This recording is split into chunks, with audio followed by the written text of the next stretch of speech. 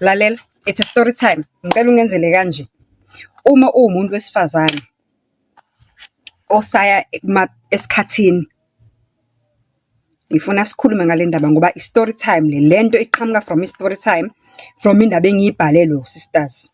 Kodwa ke asiyibambe lapha sihlangane ngale. Hello, sanibonani Dumelang, igama uZandi, isibongo umfeka umalwandle lo lwandle kalola lwezibhekane zona isihambela likude phezulu.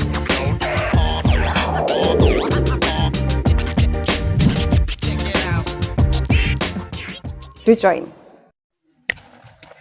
Sanibonani Dumelang, hello, welcome to another story time. It's a story time, yeah.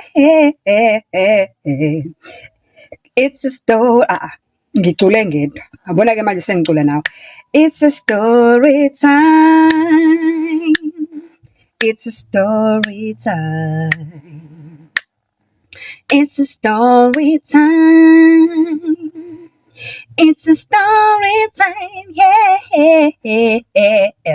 Oh. Story time, story time, story time. If you've got a life changing, if you've got a story time that will change our lives, that will entertain us, that will educate us, that will entertain us, please do write to me on Facebook. You can DM me on TikTok, you can DM me on Facebook. You can also WhatsApp me a voice note 0719499417. That is 0719499417. Story time. Uthi usisi. Wese Zandile ngicela uxwayise oza kwethu lapha ya ku YouTube. La isibukela khona ama story times wakho. Mina bengingazi ukuthi kanti umuntu wesifazane unamandla angaka uma ekuma periods njengoba ezinye izinkolo nabanye abantu benza ngazo ukuthi singcolile, sidethi. Lalela sisandile. Akuyimina lo wayangijola. Ngijola nendoda, indoda imi kahle eyaseLimpopo indoda. Imi kahle indoda inemali kodwa ngiyazi ukuthi yenzani. Yabona uyasebenza yena usebenza emsebenzini kodwa ngazi ukuthi umsebenzi imuni. Uthi hayi ngihlangane nale ndoda noma ngihlangana nale ndoda ngihlangana naye on Facebook ngoba hey uFacebook hayi man qhubekani nokuqoma ku Facebook. Hayi ngoba bakhona abathi bona bake baqoma ku Facebook basa happy kodwa ke siyababongela labo kodwa ke ngiyanqwayisa. Kunabantu on Facebook who are using it ngezindlela ezimbi ezimuncu zokumosha impilo zabantu besifazane in particular. Uthi sisandile ngiyiqoma indoda ku Facebook sihlangana in one of the groups. So masihlangana in one of the groups sihlangana kulama group lawa o dating tontonto. Uyawabona lama group lawa abantu abasingle o single and mingle and what and what.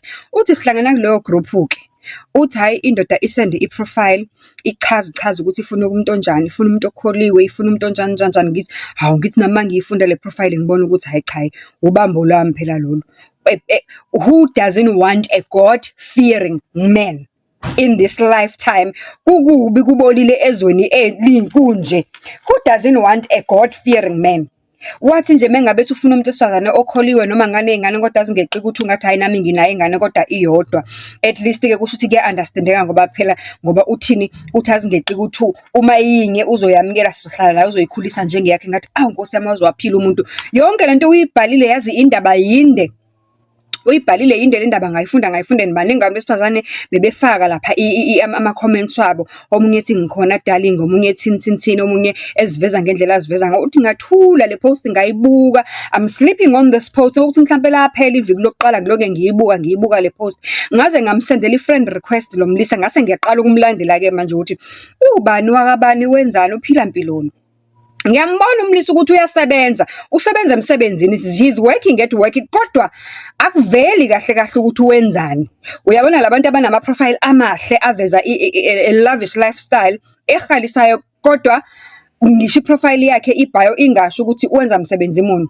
Mthayi ngiphume ke kwimisebenzi eyenziwa abantu ngibuke ubuhle lokube profile. Kodwa there's one thing that I'm noticing kule profile ukuthi le ndoda ayizange yamposta umuntu wesifazane. Le ndoda ayikhulumi ngomuntu wesifazane. Ihlezi ikhuluma ngemali, ihlezi posta izinto ezizenzayo nezihambayo, ipost ukudla, is eating at the restaurant. Yabona lokho check in awubathola lapha ku Facebook, check in at what ipost izinto ezinjalo, akapost izinto ezihambisana ne relationship, which made me believe ukuthi uMlisa lo ngempela uqinisile makathi usingle. Uthi liphela iviki lokuqala ngimstock uMlisa ngimfriend requestile from that post, liphela iviki lokuqala nje ngibusy ngistadisha iprofile yakhe nje ngisi ngehla nayo nje ngoline. Uthi hayi ngithi mangiqeda lapho liphele futhi iviki lesibili sengilandela ama live post ke manje makaposta nami ngila ngifuna ukubona ukuthi kwenzakalani, ngifunda ngize ngifunde each and every comment epostayo la. Cause phela umuntu wami lo ngimxhakisile yena akazi ukuthi sengimxhakisile from that post ayipostile lapha egroupini. Ngifuna ukwazi yonke into ngayo, ngifuna ukunderstand kahle ngingazitholi ngiqhatheka nebhizi. Uthi hayi sihambe isikhathi. Uthi kuyokuphela cishe inyanga ke manje uMlisa ngiloke ngimlandela. Kangangokuthi angigcinanga lapho. Uthi sisandile ngisebenza in a place whereby ngicela ukungasho kodwa indawo asebenza kuyona uthi banama systems whereby they are able ukuchecka umuntu ngegama nesibongo ukuthi bathola ama details akhe, into kanjalo nje angazi noma benzani lapho, kodwa uthi inkampani ayisebenzelayo bayakwazi because maybe bezokwenza business or bezo-offerisha whatever bak-offerisha yona entweni abayenza in the line of work that they do, they have to check your profiles and they have those systems uthi are accurate. Uthi ngazitshela into eyi-1 lo Mlisa uma ukuthi usebenzisa igama lakhe la ngempela nesibongo sangempela then ngizomthola la kule system yethu. Uthi hayi nangempela ngimcofe ngithola uthi hayi ngivele ngingamtholi, bavele babe baningi abanamagama nesibongo esifanayo, and the only thing that makes it accurate is at least if you have at least inumber yakhe noma i-ID number yakhe. So I don't have either of these two things. Uthi hayi ngibuyele ke manje kwi-post ekuleya group. Mangibuyela kwi-post esegroupini sengifunani ke manje ngifuna ukwazi kahle ukuthi uMlisa usemtholile yini umuntu. Uthi ngibuyele kwi-post ngenze active post ngenze busy post aze anginothise aze angiphendule. Uthi hayi meka ngiphendula hayi sivele sivumelana ukuthi asiyithathe le conversation yethu ngoba isimnandi ithi yabo engazi ukuthi engathi iyaphakama engathi inyusa imimoya inyusa nezinto ezithile yabo ezidinga ukuphakama ezilele. Uthi iyaphakama imnandi engixoxisile sisase siyoyijikjela ku DM khalasha ku DM. Uthi hayi kuma DMs ke I don't know noma ni aware ukuthi uFacebook usuyakwazi ukusend i-voice note. Uthi hayi sibhizi sidlala ngama voice notes la ku DM, sidlala ngama voice note up until azathi yena ukhathele ukukhuluma nami ngama voice note sicela ukungibona. Hayi with ease sekuphela mhlambe 2-3 weeks sikhuluma vele kanjalo ku Facebook with so much ease, ngingabi nankinga nje ngimnikeze inamba yami ngithi nayi inamba yami Mlisa kulungile singaqhubeka sikhulume ku WhatsApp. Uthi hawu ngicela ukutshela ukuthi wesisandile i-call yokuqala yakhe ngayi receiver was a video call.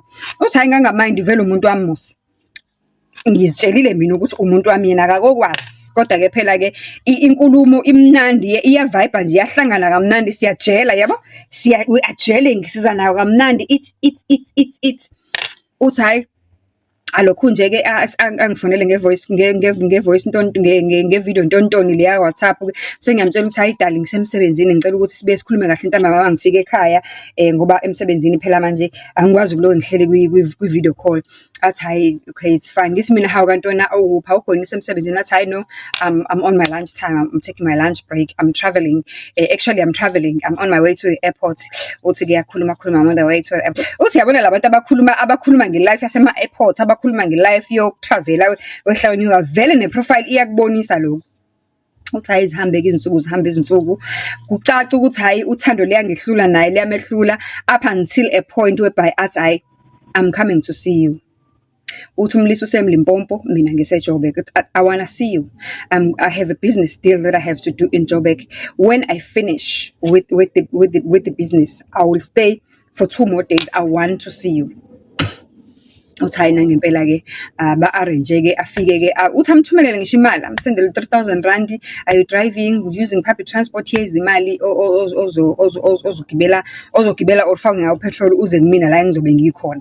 Mengabe isho ke indawo ko Hardies lezi zindawo lezi eziphambili ko Harties kulezo zindawo lezo uthi hayi-ke ngempela kahambe kaye-ke ngithi ngenhlanhla ngiyadrayiva-ke vele uthi hayi ngidrayive ngihambe ngikuyena umlisa uthi kodwa there is something that I did not pay attention to ngesikhathi siloke sikhuluma njalo umlisa uyathanda hlahla mesixoxa nje in general kungonakelela ukuthi angibuze ukuthi ngisaya yini kuma periods ngithi mina usho ukuthini ukuthi ngisaya yini kuma periods athi I know it's because mina ngifuna ukuba nezingane eziningi angimfuni umuntu osifazane ohlelayo ngifuna umuntu osifazane ongena kuma periods one cycle enormal ephilileyo regular because mina ngisafuna ukuzala nje ngibe nezingane eziningi ngisafuna ukukhulisa umndeni I don't want to date nje just for fun uthi hayi ngingayinaki lento kodwa it's becoming a habit ukuthi njalo masixoxa uyakunini kuma periods phatha uyakunini kuma periods usaya kuma periods and uze abuze engazi ukuthi umuntu lo o desperate who needs to know ukuthi ngikuma period ngiyaya kuma period ngiyanini kungazi ukuthi yabona umuntu ofuna official information but who doesn't have a skill sokufisha ngendlela right information uthi kodwa ngingayinaki lento uthi kuhamba kwathi ngalelo kanti uthi kanti ngebhadi kuzovela kwenzeka ukuthi ngale weekend ayethe uzofika ngayo eze eGoli wamfakela imali ukuthi eze uzovela ngena kuma period uthi ke sisandile ayikho into engiyinyanya njengokutravel manje kuma period uloke wehla wenye ukuyolala emzini abantu manje kuma periods nje I just want some me time inhliziyo yami incane I become highly emotional ngathi umuntu sisa ngamqhwaba ngempama ngiyacikeka nje ngicikwa na ubala nje ngibangi PMS nje ngibayilona uthi ngimtshele ngithi mina hey I'm sorry yazi ngicela ungayithathi wrong lento engazi sekungifakela imali and what not ngingayibuyisa nokuyibuyisa imali yakho mawuthi mhlambe uzobona ngazi ukuthi mhlambe ngiyiqola lento mazana kodwa njengamanje nginenkinga ukuthi sengivele ngangena kuma period as I'm talking to you ngiya PMS and I am such a horrible person mang PMS ngicela ukuthi ngikubuyisela imali yakho siphinde sihlangane ngelinye ilanga or mangiqeda ke mhlambe ke sesingabona ukuthi senza kanjani ukuthi siphinde sibonane ke uthi yay excitement in the voice yomuntu esiza what you are on periods baby yo no come don't worry I want to take care of you yabona nje ukuthi kuma periods nje I want to take you I want to make you feel like a queen I won't bother you we are meeting for the first time vele ngeke silale uthi hayibo wesisandile angizange ngiyibona into enje umuntu wesilisa etatazela uyabuza do you use tampons do you use uthi ngafika khona yonke inhlobo khona olilethi khona always khona obani nama pads uthi ngafika khona yonke inhlobo yento ayibekile in a hotel room la yaye khona because wangincenga he literally begged to a point ukuthi waze wathi uzothumela imoto ezongilanda if ukuthi ngempela is because ngicela ukudriver and what not he can even send a driver that is going to come and pick me up because vele yena whenever he's traveling no driver because njengoba ayisuka eLimpompo nje eJobe ukuthi bevele bedrivile so ucela ukuthi asend udriver azongilana mina no uthi ke mina sisandila ngikuthandi ke nje ngiyobona umuntu for the first time sengirely kuyena for ukuthi ngimove because makukhona into engicikayo ngifuna ukusheshe ngithi shwika ngathi ayikhulile I will drive I'll come to you give me the location I send the location thingfeel uthi hey ngafika umuntu ubeke yonke inhlobo yamaphethi ama-tampons yonke into ubeke izinto ezimnandi ubeke chocolate ubeke ama chips ubeke intontoni and is even asking ukuthi what do I want to order from the room service you can order anything you want don't worry noma I know women when they are on periods bathanda yonke into they crave things uthi ngithe ngisalalele lowo ngisatshela ukuthi ngifuna ukorder in uthi akuphelanga isikhathi singakanani ngezwe ibhele eminyango qing nangu room service ufika nelingakanani i-trace sandile uthi khona yonke inhlobo yento ongayicabanga khona ama prawns khona ama wings khona uthi khona into ezimnandi nje zodwa izinto ezimnandi nje zodwa khona ngisho ne side nama desserts sikhasayibo ukudla okungakukodela abantu ngikodela when you are on periods I understand women I know women when they are on periods ukuthi baba kanjani uthi hayi ke okay ke ngeke ngikudle konke lokudla it's too much not kodwa sengikodile ke anyway there's nothing you can do about it hayi it's fine uthi hayi ke ngadla ke lo ke ngifuna ukudla ke ngashiye ngakufuni ke uthi ungithengele ngisho ama pajama wathi he had the pajamas but anyway ke ihotela laba bekulona ke is a 5-star hotel so igown yayikhona uthi umthengele nama set ama pajama what I know women they become so insecure when they are on periods whatever yabona nje uthi umlungiselele nje Uthi the funny thing uma sengiyogeza uyangilandela uthi imagine lo muntu ngiyaqala phela ukuhlangana naye and angizukulala naye mina for the first time vele siyajela around and sesodala efonini kodwa phela akusho ukuthi sengudalwe in such a way ukuthi I can just be comfortable like that oqala I'm on periods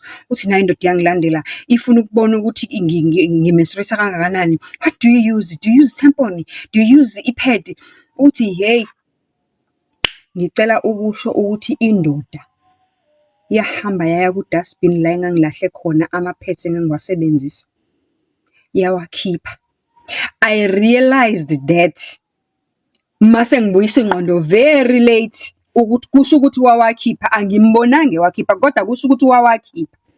Ngani? Ngoba from that time moving forward indoda yayisoloko i-excited uma ngabe kusho ukuthi iyamaka i-dates yama-periods wakhe ukuthi ngaleya langa behlangana okokuqala kuma-periods kwaku-date bani kwaku in between which dates uthi yayenza sure ukuthi mangabe kulawo ma-date yayivele imsendele u-first class wethikithi bahlangane la behlangana khona njalo makuylawo ma-date umsendele u-first class wethikithi.